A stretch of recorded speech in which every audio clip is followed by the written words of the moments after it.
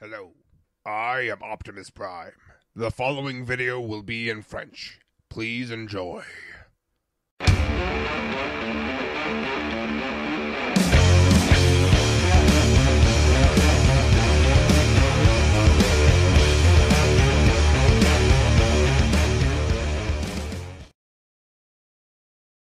Hey, salut à tous, c'est Leader. Aujourd'hui on se retrouve pour la review du dernier Protectobot de luxe.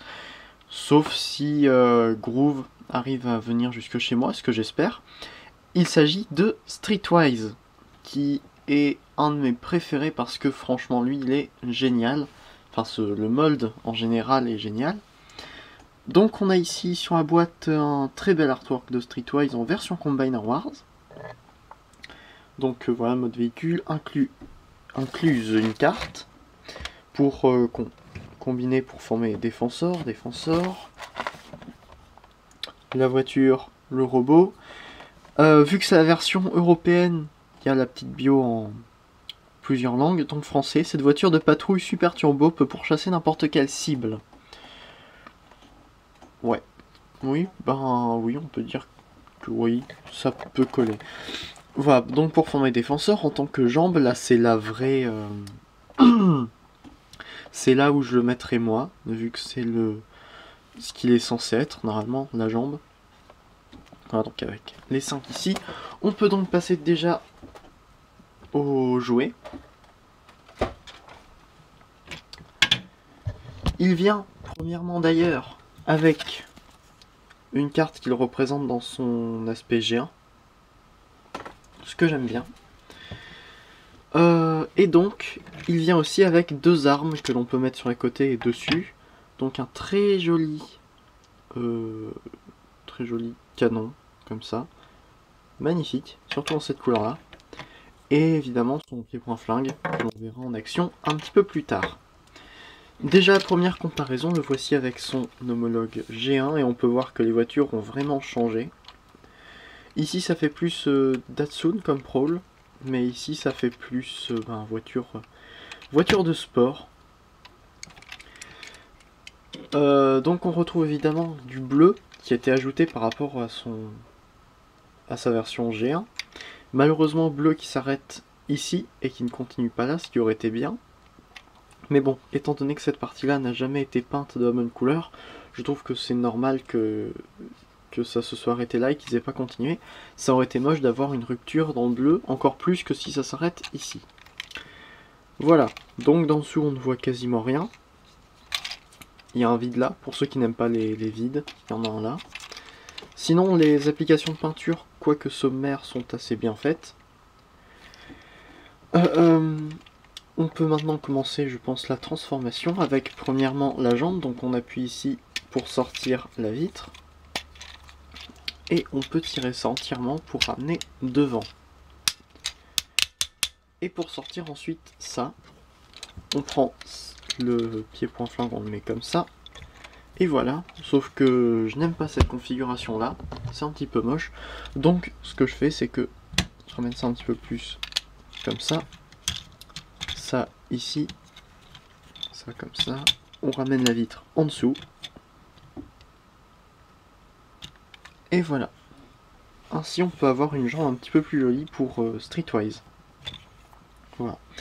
Ensuite pour le mode bras, on ramène ça ici. On peut ouvrir directement.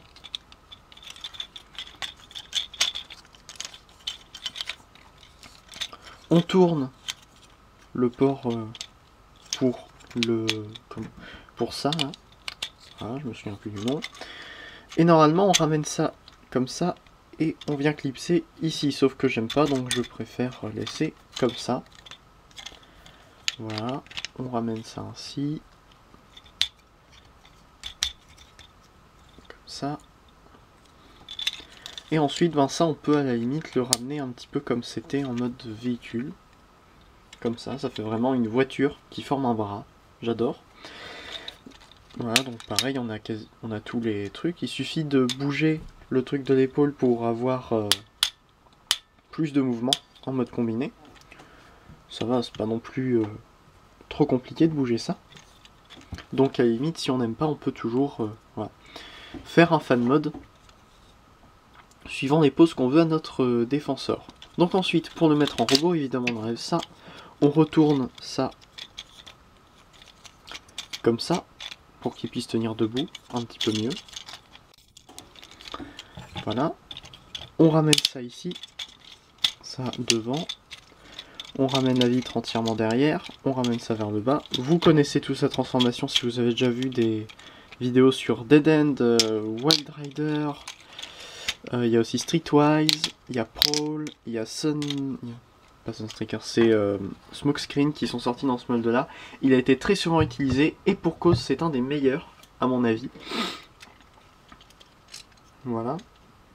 Donc en mode robot, je l'adore, je trouve qu'il est très joli, très bien fait, et on retrouve très peu d'éléments de la voiture. Sauf que le torse a été fait de manière à ce qu'on croit que c'est l'avant de la voiture qui a là. Il n'y a pas de phare, mais ça fait un petit peu comme si c'était le capot ou quelque chose comme ça. On retrouve un petit peu de peinture rouge, plus que sur le mode véhicule, dont le port d'ailleurs qui casse un petit peu tout ça. Malheureusement le torse est entièrement noir, sans autre implication de peinture. Mais justement, ça rappelle par rapport au G1, la vitre avant qui faisait ça. Et aussi ici qui rappelle les vitres arrière en fait qui faisaient ça. J'adore ce jouet G1, il est très grand pour un combiner. Voilà, ce que j'aime bien d'ailleurs sur le Takara, c'est le fait qu'ils aient repris la barre de sirène, enfin de lumière ici, avec des applications de peinture rouge là, c'est malin. De derrière évidemment on a un backpack assez grand puisque c'est tout l'avant de la voiture, mais je trouve que ça va. En vous parlant d'ailleurs de la carte tout à l'heure, voilà, on peut voir que c'est très proche du G1, c'est vraiment le G1, c'est pas une réimagination, ce qui est plutôt bien. Excusez-moi, la lumière vient de s'éteindre. On peut évidemment donc lui donner son arme, qui donne franchement super bien. Niveau mouvement, ball joint, enfin un petit ball joint au niveau de la tête qui permet juste des mouvements gauche-droite et encore pas trop, étant donné que ça tape à l'arrière. Ball joint au niveau des épaules, ça tourne ici, ça peut bouger là sur des... ça se clipse en fait une fois que c'est droit. Les ratchets au niveau des mains, évidemment que personne n'a jamais compris pourquoi ça existait. Ça tourne au niveau du bassin, ball joint au niveau des hanches, ça tourne en dessous. Un petit genou et c'est tout. Parce qu'il n'a pas vraiment de pied, mais bon ça c'est pas non plus très grave. Donc voilà. Évidemment on peut lui donner de très belles poses. Et il restera toujours joli. Pour moi c'est le plus joli de tous les... Enfin, le plus réussi dans l'ensemble de tous les Protectobots de luxe. Voilà. Donc la petite comparaison avec tout le monde. Voilà, évidemment il est tombé. J'essaie de me dépêcher et il est tombé. J'ai pas envie de vous faire des vidéos très longues. Ça ne sert à rien. Donc je me dépêche. Alors, le tank. C'est pas un tank, mais voilà, j'appelle le tank puisqu'il peut supporter toutes les armes de l'équipe. Comme ça.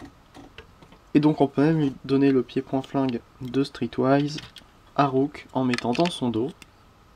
Bêtement, donc vers le haut peut-être. Et voilà.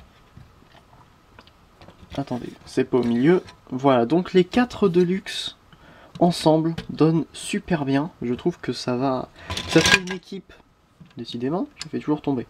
Ça fait une équipe qui reste assez unie dans les couleurs, avec le rouge, le blanc, le bleu. Ouais, bleu, blanc, rouge, ça vous rappelle pas un drapeau ça? Si, moi aussi, évidemment. Le drapeau des États-Unis, je rigole, le drapeau de la France aussi, un petit peu mieux. Donc voilà, c'est une très bonne équipe que je vous recommande. Et on se retrouve à une prochaine pour la vidéo sur normalement Hotspot. Donc voilà, c'était Leader, Fanformer un jour, Fanformer toujours, allez salut.